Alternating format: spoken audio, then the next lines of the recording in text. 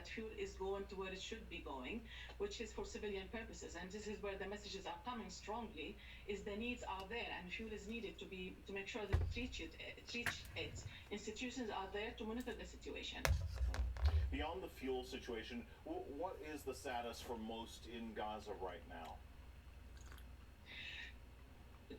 Maybe I can start with the fact that many people in Gaza are emotionally still scared, frightened, emotionally tired, even and physically tired. They are struggling every day to stay capable to provide for their own needs. The mass displacement is something that is continuing. Shelters are overcrowded. By shelters, we mean schools, and families are hosting each other. Every day, we see more families losing their houses, and families are struggling to provide food and water for their needs. Now, rationing resources, prioritizing children. People are always asking when this is going to be ending. Is there going to be any ceasefire? And the answer is still not clear yet for them. Day by day, they need to make sure there's bread and there's access to clean water. And these are commodities that are running out from the market, and it's dire more than before. And for Gaza situation, to use this word and to this extent or full meaning is something that we are doing now more than before. Now, as I mentioned before, some trucks carrying aid have made it through the border to Gaza. Is that making any difference right now? I mean, any access to aid is very much needed, but we are talking about a situation where Gaza have more than 80% of its population being aid dependent on aid even before this period of conflict.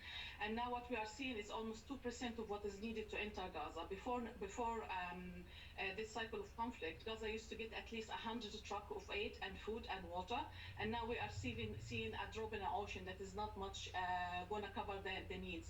We are now talking about the total population who are needed for humanitarian assistance and needs. And now we are talking also about the fact that aid is not sustainable, it's not fixed. It needs to be accurate to the needs, but also needs to be regular and needs to be protection for citizens to be able to access this aid. This is not enough. It wasn't enough before, it's not enough now. Now, many people in Gaza have more, immediate fears, things like being, possibly killed by an IDF strike, for example. But there are longer-term fears as well. Lack of clean water. Many aid agencies like yours are warning of a growing public health crisis, dehydration, disease, and so on. Yeah, I mean, indeed, there are many factors contributing to a health crisis here. We are talking about lack of fuel and electricity, which means that sewage is not treated; it's being dumped untreated in the water and in the sea. We are talking about lack of access to clean water for hygiene. Already, families in schools, families in hosted families are talking about the fact they cannot use water for hygiene purposes. A number of waterborne diseases might be spreading. Cholera, for example, might be a concern for families. And because you need to ration water, you want to drink it, you want to use it for hygiene, of course, the priority will always be for surviving. And now we're talking about wastewater treatment plants are not able to function, but water is not pumped out. This is a whole collapsing of the whole system. And there is waste all over the streets. There is no way for people to receive services like before. The focus now is staying alive, but also staying, not to be killed from diseases at the same time. Yeah, the needs are acute and desperate, certainly. I really appreciate a collapsing of the whole system in Thank you so much.